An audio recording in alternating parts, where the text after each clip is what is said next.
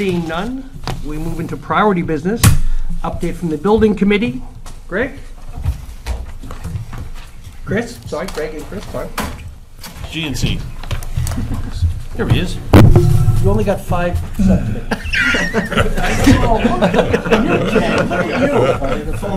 Just finished. At 6 a.m. is a little rough, but other than that. I just do all administrative. You're on Cape Cod Collaborative. I just got that back. Good evening. Take it away from me. Mr. Stewart, nice to meet you. Yeah, it's good to see you. At some point, we'll get together and have a little chat. There's a monthly report from the building committee and the process we've gone through the last month. First thing, I have to correct something I said last month.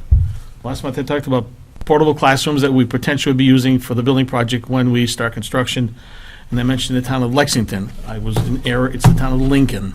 They both have L and N's, but they're different places. So potentially we'll be getting some used portable classrooms from the town of Lincoln when their project goes to completion. So the Public Information Working Group met last night for a couple hours with our consultant, and we're starting anew and working to come up with ways to build a buzz in the communities for the project. We spent a lot of time looking at the website and changes we'd like to do to the website, and just make it a little more user-friendly and a lot more informative. We're going to try to have these reports that I do once a month in front of you, since it's recorded as a link to the website so people can see it on TV. I will send this report in writing to our consultant, and she will add it to the website. So we're adding a bunch of different things as we go along to make it a little more friendly. We have 2 members of our committee that have volunteered to check the website every day for people who will leave questions for us, to make sure the questions are directed to the right people and answered by those folks who have the right answers. So it'll be an ongoing process. We're going to meet during the summer and try to get this thing kicked off and moving forward as we move into the fall and next year as we come to the towns. The next thing is that last week the building committee met and we voted what the MSBA calls the Preferred Schematic Report, the PSR. In layman's terms, that's the plan we like. We've gone from 9 or 10 versions to 1. It's been a several months long process of winning it out, people getting a comfort level with the proposals we have had in front of us. If you go in the packet we sent you a couple weeks ago, if you still have it, the winning candidate was item 4A, which is a major renovation with some additions. So if you folks know the campus, the F building, which is the cafeteria, gets demolished, and E building, the science building, gets demolished, mostly because they're in the wrong place to fulfill the educational plan that we have put forward and devised. E building has always been a problem because it's a half level at the first floor and second level, different from every place else on campus. So it was always a difficult place to line up and connect. So with that going, disappearing, it allows us to put a building that lines up with the other elevations much better. So all the second floors will line up much better. So that'll be a interesting process as we move forward. We still have to refine it. Right now it's just blocks on a piece of paper. And the second part of that is, since we have decided that 4A is our preferred choice, Chris and his team on the education plan now have to fine-tune the ed plan to basically convince MSBA that this is the plan we want for our education plan, and these are the spaces and how they're organized that we want to have moving forward. Now I'll let Chris, I don't know how far he's gotten, but we'll go there.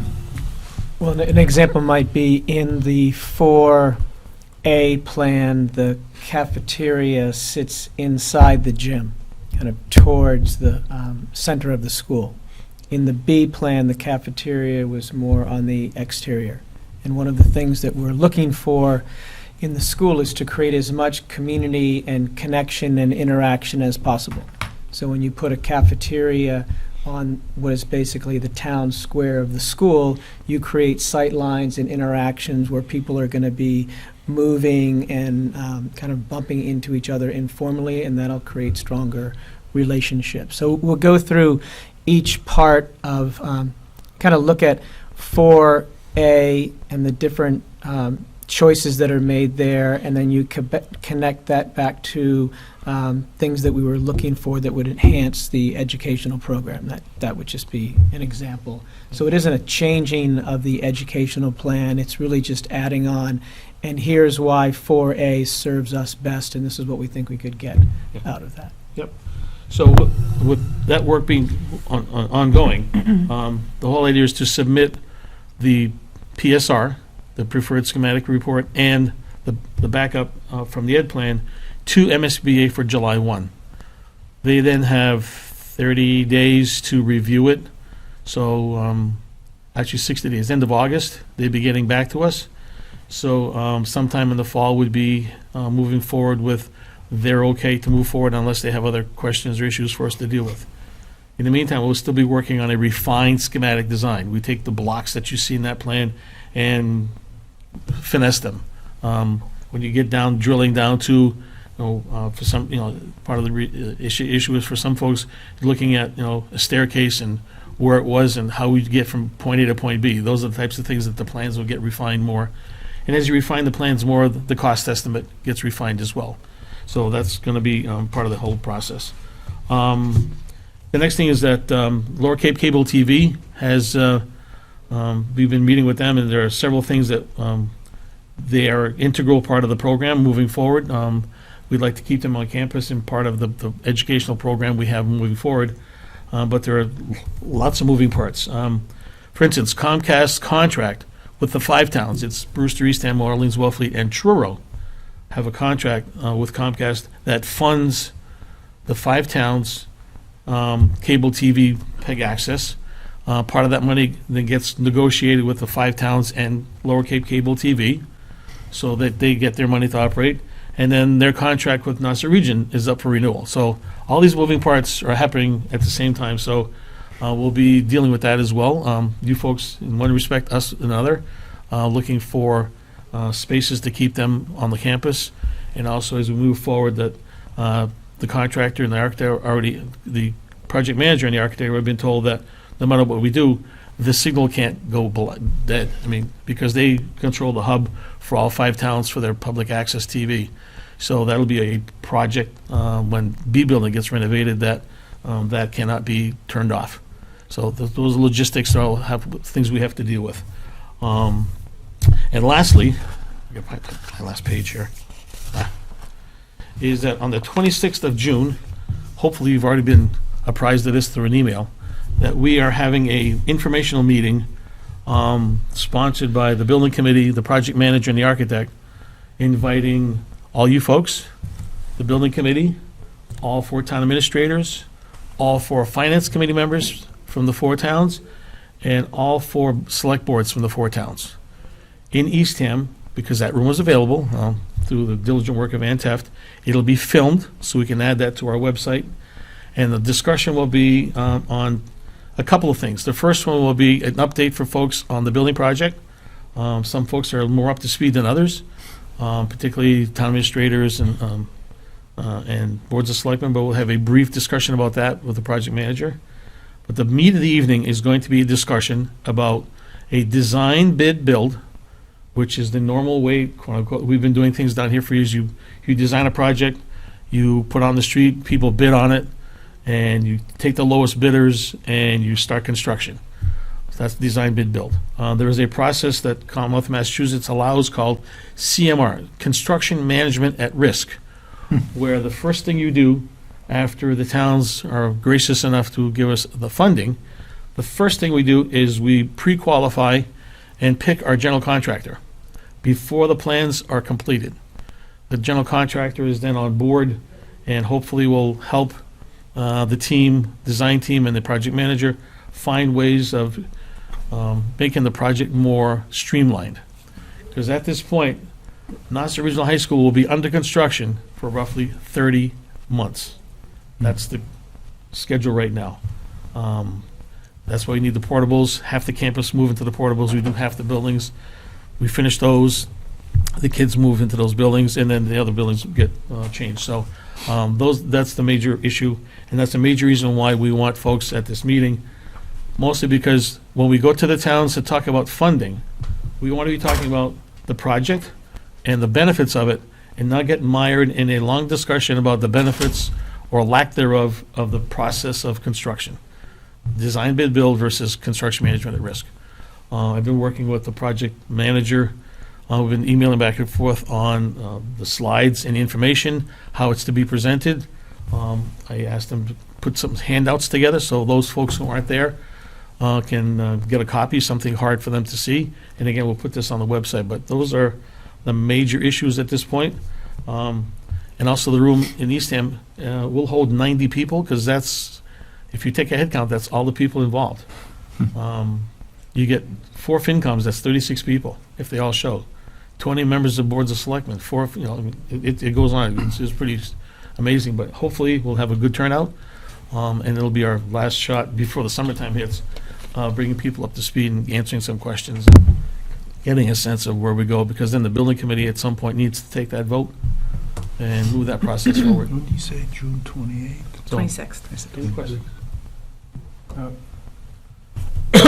Greg, I just, I'm not certain Eastham Town Hall. of the date. 26th of June, a Wednesday, 2 Wednesday weeks from the yesterday. 26th? 26th.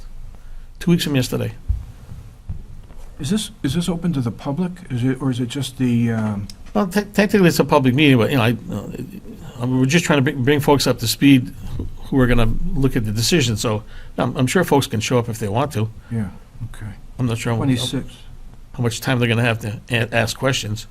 Well, it's Same not like the time. open forums in each town then? It's No. not set up like that? No. This is to try to get the policymakers informed as to the types of processes available to us. Yeah.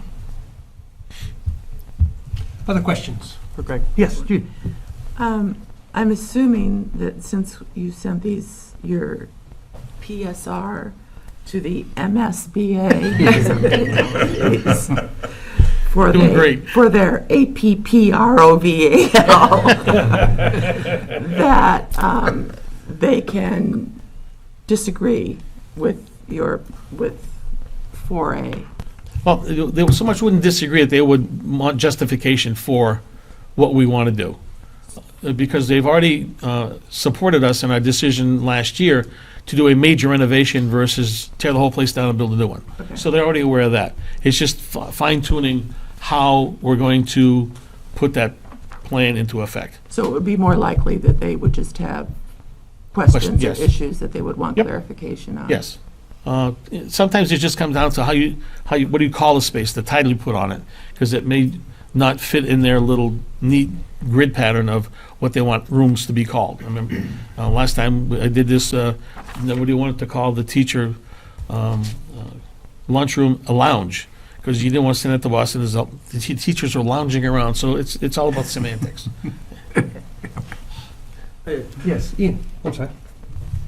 Yeah, I just had a question. Has there been any talk with other people that have done projects like this, during construction, the effect on educational access for kids going in and out of, is their education being hampered in any way while the building's under construction, everything's going on, like are these portables really pretty good and everything's, because for 30 months, that's some kids almost entire, I'm well aware of that. 4 years at. My kids. Yeah, you're entire, so My getting kids. educated, which I think is for the greater good, I agree, but I just don't know, is there any study on the effect of that?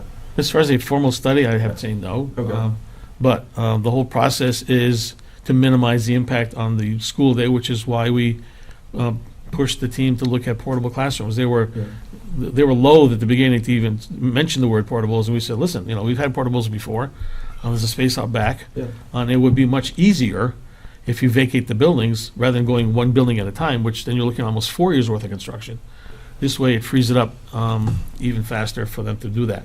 To say that it's going to be no impact, that's ridiculous, because Yeah, you're still going to have to cross certain parts of the campus, and they're going to be able to cordon those off.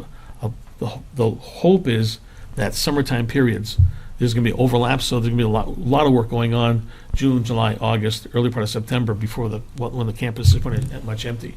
So that's our hope anyway. Mother Nature has to also cooperate Tom? considerably. So I think Greg has framed it quite accurately, but I would say that having multiple buildings can be a hindrance and it can be something positive for us, having gone through 2 major projects up there already. Right. So there will be a great deal of focus and study and debate on what will bring the least impact on the learning over that period of time. And,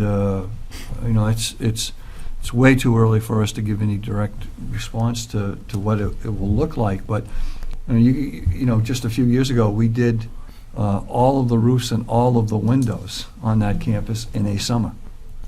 And so there are ways that it can be planned out to try and keep it as minimal as possible, because you're absolutely right. Schools are for children, and they get one shot at the education they're getting on a yearly basis, and we should make darn sure it's as close as possible to what they experience now. No guarantees. My question was very similar to Ian's, and just bringing in the extra element of school choice and the fact that if kids don't want to go to Nauset, they don't have to anymore, and that portables should be looked at with more care than often they probably are, and that again, as a customer, I've got 2 kids, one kid rolling in and another coming in soon after, but I know where the portables were in the past, and maybe just trying to bring a little more creative energy into making the portables feel less portable for the years that they're there. So that was my concern, that there are other options for all these kids, so let's make Nauset still be attractive. Absolutely. Yep. Ed? Oh, well, one thing, what time is this meeting in Eastham? 6 PM. 6 p.m., okay. And my thing about portables is, for one reason or another, we had a couple at the high school that lasted until they fell apart. And they're not conducive to good learning as they get older and older and older. So I would hope that if we need portables, that once we don't need them anymore, they'll be gone. And how do they get them here anyway? Do they bring them in pieces? No, they're on a trailer, Yeah. and they, like building blocks, they assemble them. His classrooms, there's 4 classroom wings, there's a bathroom wing, and basically an administration wing that all ties in together. Mhm. And you can put as many of those components together, like building blocks, as many as you need, as many as you want. Lincoln's using 38 or 36, because they moved everybody out of the building. Yeah. And they put them all in the portable so that they could do just the whole place all at one shot. I don't envision us doing that many, but we'll see when the headcount comes forward, what the project's gonna look like. No. Other questions? Yes, Jim? I have a question and a comment. My question is, in the preferred option that was selected, was there discussion around the benefits of security of one option versus another? And I would presume that 4A may have some advantages. At this point, Jim, I have to say that security has been in a very ethereal discussion, in the sense that when it was presented to the security folks in Boston through the architect's office, they liked actually both 4A and 4B, because all the public spaces, if you saw, say, a rectangle, all the public spaces are in the lower right triangle of that. So the rest of the campus can be easily secured. So it's a matter of, okay, the gym, the auditorium, cafeteria in this lower right-hand side, in either concept. So they like both of them because it's easier to keep everything segregated at that point. So either way, it didn't make any difference to them, because they're going to work with us. I just think it's important in this day and age that you can't forget that. My comment is, as far as the information flow to the public, I think there's information that's as important that's not included with the project as explanations of why you decided what you did. And let me just give you one example, because I've run, anytime I talk to anyone about the project, I always seem to find people who their first option is to build new. And so I think part of the discussion around why the committee ended up where you did is as much about explaining why other options did not make the top of the list, as well as the one that did. Yep. And if you look at the website, if you look at the minutes, that some of that information's already out there. Yeah. But I think that's part of the communication effort is to cover some bases you wouldn't normally cover. And through the chair, I've had similar questions and discussions. A new option is roughly a third more expensive, and the state reimburses less for new construction. They skew reimbursement almost 4% more for renovations. So those are two considerations that we took into account. And the other one was, quite frankly, aesthetics. When the building committee looked at where the new building would go, is like, my God, it's like a half mile from Cable Road. I mean, it was behind the track, behind everything. It was in the far corner of the property, and that wasn't welcoming at all from our perspective. So we're trying to make the place much more welcoming and putting the front door, as we've been talking about before, up front, right off the entrance. So that's one of the major reasons we picked those options. Other questions for Greg? Or Chris, I'm sorry, Puck. That's okay. Just here to help. Thank you very much. Thank you. Appreciate it. Thank you.